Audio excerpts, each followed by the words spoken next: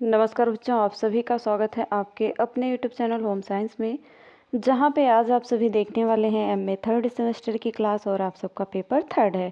ठीक, तो paper third है, थर्ड सेमेस्टर की क्लास है और ये आज का जो क्लास है आज की बहुत इम्पोर्टेंट है और आपकी थर्ड यूनिट से है। ठीक, gender in extension and development, ये आपका पेपर का नाम है, याद कर लेना। ओके, काफ़ी बच्चे ऐसे होंगे जिनको अभी पेपर का नाम ही नहीं पता है, क्योंकि जब पेपर आता है तब वो बुक उठाते हैं। ठीक, तो ऐसा आप सब बिल्कुल मत करें। ओके, तो आइए बढ़ते हैं, देखते हैं। इससे पहले रोज़ाना की तरह जो पहली बार जुड़े हैं चैनल को सब्सक्राइब करें, वीडियो को शेयर लाइक ज़रूर किया करें, क्योंकि आपके शेयर और लाइक से हो सकता है किसी और को भी बेनिफिट हो सके, है ना। जो आपके क्लासमेट हैं आप उन सबको भी शेयर किया करें। ठीक, तो आइए जानते हैं। अभी आपको हम बता दें पहले, नहीं तो आपके मन में कन्फ्यूज़न रहेगी, क्योंकि gender and extension and development आपने फर्स्ट सेमेस्टर में पढ़ा, उसमें सिर्फ इन एक्सटेंशन हटा देते हैं। ठीक, जेंडर एंड डेवलपमेंट था, तो अब आपको थर्ड सेमेस्टर में जेंडर डेवलपमेंट पढ़ना, और यही आपने सेकेंड सेमेस्टर में भी पढ़ा। सेकेंड सेमेस्टर में क्या था आपका? Women study. तो वोमेन स्टडी में आपने पढ़ा जो वोमन की, महिला की शिक्षा के बारे में। ठीक, जो महिला की शिक्षा के बारे में, महिला से संबंधित काफ़ी प्रश्न थे जो मैंने पढ़ाया था, हूबहू वही आए थे। लेकिन इस वर्ष जैसा कि आपको gender in extension and development में आपने सीरीज़ भी देखी होगी तो, और सिलेबस भी देखा होगा, इसमें यूनिट काफ़ी वुमेन डेवलपमेंट से संबंधित है।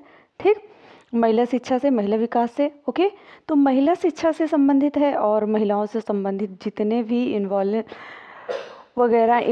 प्रश्न हैं सब आपको पढ़ना है। ओके, तो आज हम फिलहाल, इससे पहले भी सेकेंड सेमेस्टर में भी पढ़ चुके हैं घरेलू हिंसा क्या है, फर्स्ट सेमेस्टर में भी पढ़ चुके हैं, है ना। जो पढ़े होंगे उनको याद है, लेकिन थर्ड सेमेस्टर में भी आएगा ये, आप याद कर लेना। ओके, ये सारे प्रश्न इम्पॉर्टेंट हैं, तो आइए रिवीजन कर लेते हैं। जिनको याद है, जिनको नहीं याद है, बहुत बेहतर तरीके से पढ़ें और पेपर में बहुत अच्छा रिस्पॉन्स। अगर सेकेंड सेमेस्टर में कुछ नंबर कम रह गया है तो थर्ड सेमेस्टर में और अच्छा से अच्छा नंबर लाने का प्रयास करें। ओके, तो घरेलू हिंसा क्या है, इसके प्रकार और कारणों की विवेचना कीजिए। तो बच्चों, घरेलू हिंसा अधिनियम के अनुसार घरेलू हिंसा का अर्थ घरेलू संबंधित, जो घरेलू घर से संबंधित झगड़े, महिला को नुकसान पहुंचाया जाता, घायल किया जाता है, ये सभी घरेलू हिंसा के तहत आते हैं। ठीक, तो इसके दायरे में शारीरिक, यौन, मौखिक, भावनात्मक और आर्थिक शोषण आते हैं। शोषण मतलब महिलाओं को प्रताड़ित करना, उनको डराना, उनको मारना पीटना, ये सब। ठीक, घरेलू हिंसा नियम के तहत दुर्व्यवहार में न केवल वास्तविक दुर्व्यवहार बल्कि दुर्व्यवहार की धमकी भी शामिल है। जो दुर्व्यवहार की धमकी भी दी जाती है, अगर किसी महिला को गाली गलौज वगैरह ये सब धमकियां भी दी जाती है, तुमको तुम्हारे मायके पहुंचा दिया जाएगा, तो ये भी घरेलू हिंसा के ही तहत आते हैं। ठीक, ओके, महिला या उसके रिश्तेदार को गैर कानूनी दहेज की मांग के परिणाम स्वरूप होने वाला कोई भी उत्पीड़न भी घरेलू हिंसा अधिनियम के तहत परिभाषा के अंतर्गत आता है। ये सभी अगर किसी भी महिला के साथ हो रहा है तो इसका मतलब है कि ये घरेलू हिंसा से प्रताड़ित है और वो अपने एक्शन खुद, जैसा कि शिव मोटो बताया था ना, शिव मोटो के तहत वो खुद ही एक्शन ले सकती है। ठीक, घरेलू हिंसा अधिनियम मुख्य रूप से पत्नियों या महिला लिव इन पार्टनर्स को पति या लिव पार्टनर्स सहित अनेक रिश्तेदारों के हाथों घरेलू हिंसा से बचाता है, और घरेलू हिंसा अधिनियम को धारा 2A1 पीड़ित व्यक्ति को किसी भी महिला के रूप में परिभाषित करता है जो अपराधी के साथ घरेलू संबंध में है या रही हैं और जो घरेलू हिंसा के किसी भी कार्य के अधीन होने का आरोप लगाती हैं। और घरेलू हिंसा अधिनियम न केवल उन महिलाओं को कवर करता है जो दुर्व्यवहार करने वाले के साथ रिश्ते में हैं या रही हैं, बल्कि उन अन्य महिलाओं को भी कवर करता है जो एक साझा घर में एक साथ रहती हैं और रक्त संबंध, विवाह या विवाह की प्रकृति के रिश्ते के माध्यम से या माताओं, बहनों या विधवा सहित गोद लेने से संबंधित है। अगर रक्त संबंध, जैसा कि भाई बहन, अगर कोई भाई अपनी बहन को पर ये अत्याचार कर रहा है तो वो भी कंप्लेन कर सकती है। ठीक, यही है घरेलू हिंसा। महिला के खिलाफ घरेलू हिंसा के प्रकार बताइए। महिला के खिलाफ घरेलू हिंसा के निम्नलिखित प्रकार हैं। पहला आता है आपका शारीरिक शोषण। ऐसे यहाँ पे देख पा रहे हैं, मैंने शुरू में बताया महिला के खिलाफ घरेलू हिंसा के प्रकार शारीरिक, यौन, मौखिक और भावनात्मक शोषण से लेकर आर्थिक शोषण तक है। ये निम्नलिखित प्रकार हैं। पहला शारीरिक शोषण, जिसमें क्या होता है शारीरिक। अच्छा, आप सब कमेंट में बताइए घरेलू हिंसा अधिनियम कब पारित हुआ था। आप सभी के कमेंट का इंतज़ार रहेगा, क्योंकि फर्स्ट सेमेस्टर में पढ़ चुके हैं, सेकंड थर्ड में पढ़ रहे हैं। ठीक, तो घरेलू हिंसा अधिनियम कब पारित हुआ था, मैंने शॉर्ट भी वीडियो बनाया हुआ है, तो देखते हैं कौन बच्चा कमेंट करता है। शारीरिक शोषण। शारीरिक शोषण महिलाओं के खिलाफ घरेलू हिंसा का सबसे प्रमुख रूप से दिखाई देने वाला रूप है और घरेलू हिंसा अधिनियम में परिभाषित किया गया है। ठीक, जिसमें इसमें साफ दिख नहीं रहा है, पर हम पढ़ाने का प्रयास करेंगे, आपको समझ में भी आएगा। ठीक, कि इससे कोई भी कार्य शामिल है जो पीड़ित के जीवन, अंग या स्वास्थ्य या विकास के लिए शारीरिक दर्द या खतरा पैदा करता है। ठीक, हमला, आपराधिक बल या आपराधिक धमकी शारीरिक शोषण के रूप में। ठीक, जो शारीरिक शोषण किया जाता है, ये सभी आते हैं किसके तहत, शारीरिक। ठीक, नेक्स्ट आता है सेकेंड है यौन शोषण। ये है, यहाँ पे नहीं दिख रहा है फिलहाल आपको, पर हम बता रहे हैं, क्लियर नहीं दिख रहा है, लेकिन आप सुनने का प्रयास करें। यहाँ पे लिखा है यौन शोषण। यौन शोषण, इतने तो पढ़े लिखे हो ही कि आप अगर हम बोल रहे हैं तो समझ जाएंगे। तो यौन शोषण का मतलब है कि महिलाओं के खिलाफ यदि यौन शोषण, जो शारीरिक संबंध बनाए जाते हैं, जबरन, प्रजनन संबंधी दबाव की प्रकृति का है।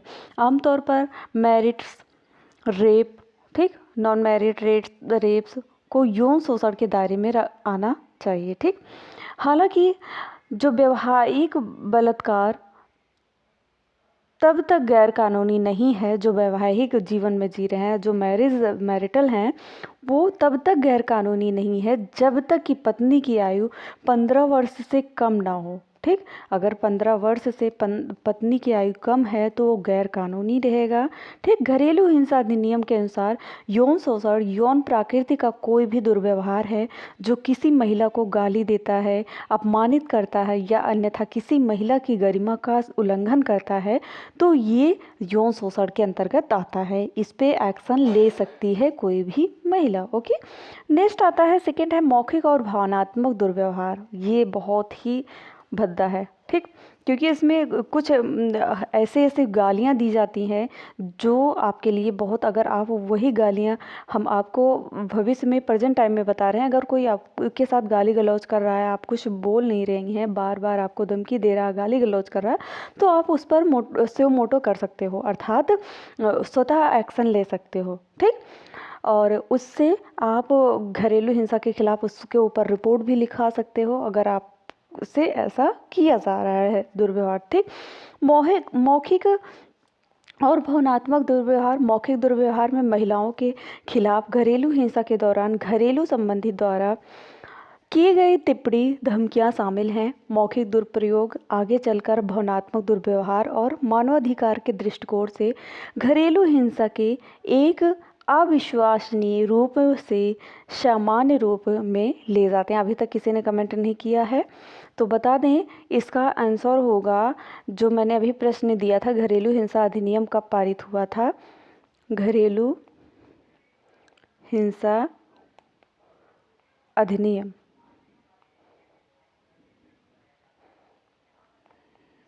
कब पारित हुआ था, 2005 में। ओके, ये याद कर लेना, वेरी इंपॉर्टेंट है। 2005 में घरेलू हिंसा अधिनियम पारित हुआ था।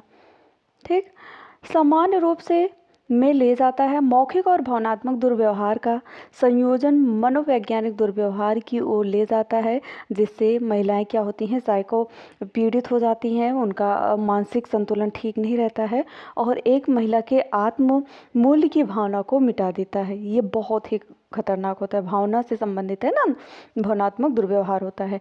नेक्स्ट है आर्थिक शोषण। ये भी बहुत ही खतरनाक है क्योंकि आर्थिक शोषण भी किया जाता है। यदि घरेलू हिंसा अधिनियम के तहत दुर्व्यवहार की श्रेणी में आर्थिक दुर्व्यवहार को शामिल करना सरकार द्वारा एक उल्लंघनीय कार्य है, ठीक कदम है।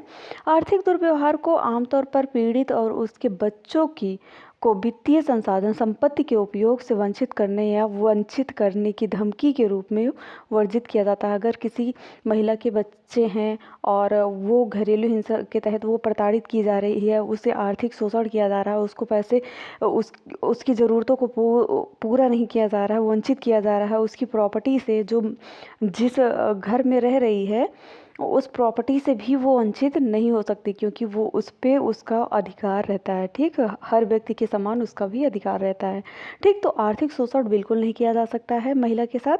अगर वो आर्थिक शोषण का शिकार हो रही है तो वो कंप्लेन कर सकती है घरेलू हिंसा के तहत, ओके।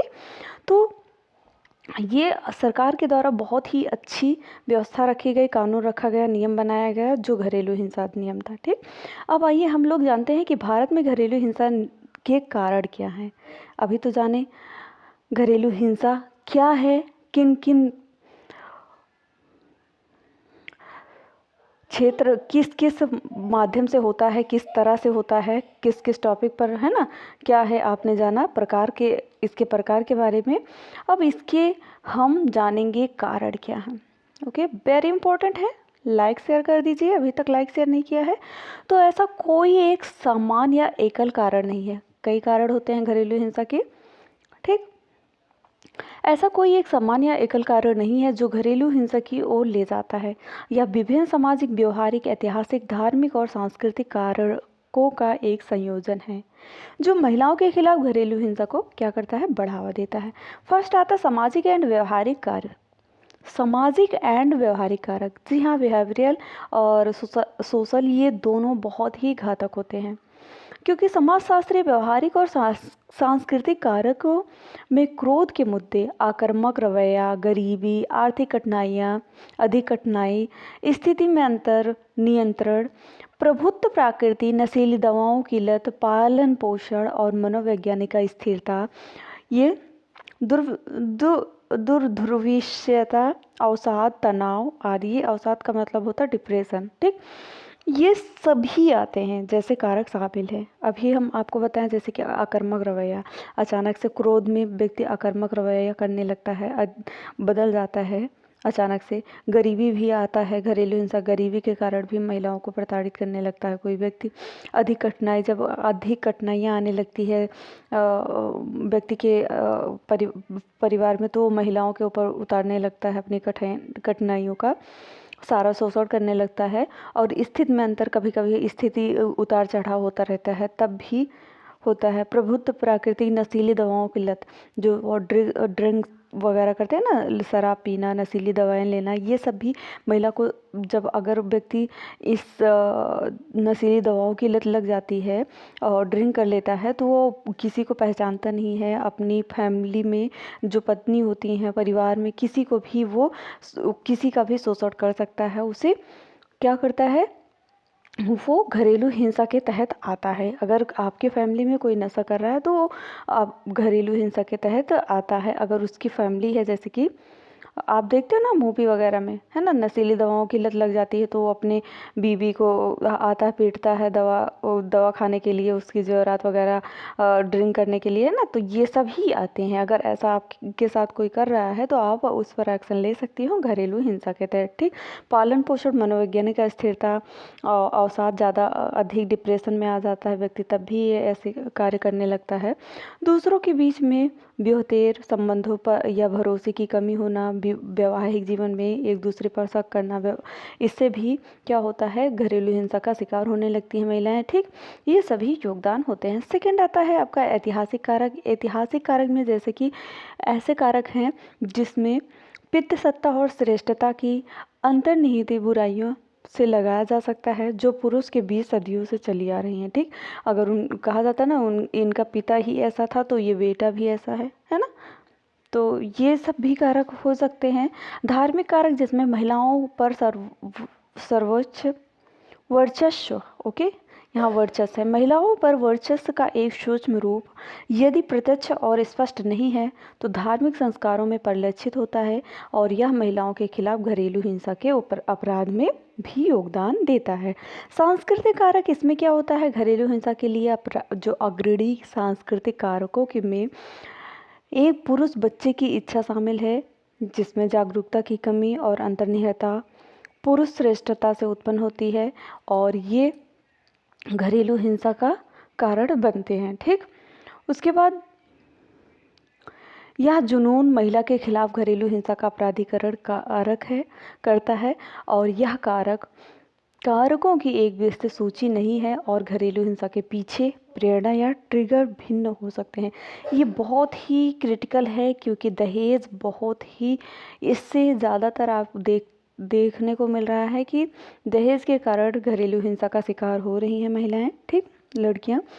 दहेज सामाजिक सांस्कृतिक कारक का एक रूप है, लेकिन दहेज की अवैध मांग के परिणाम स्वरूप बड़े पैमाने पर घरेलू हिंसा के मामलों के कारण इसका अलग से उल्लेखन करना महत्वपूर्ण हो जाता है। इसे सांसद द्वारा भी महसूस किया गया था क्योंकि दहेज संबंधी घरेलू हिंसा को घरेलू हिंसा अधिनियम के तहत घरेलू हिंसा के परिणामित दुर्व्यवहार के दायरे में एक अलग प्रमुख विषय बना दिया गया है। ठीक, तो आज का टॉपिक यही था, घरेलू हिंसा के प्रकार क्या हैं, घरेलू हिंसा के कारक क्या हैं, कारण क्या है। ठीक, तो मिलते हैं नेक्स्ट वीडियो में नेक्स्ट टॉपिक के साथ। तब तक के लिए जय माता रानी। पढ़ते रहो, मुस्कुराते रहो। आप सभी का दिन अच्छा हो।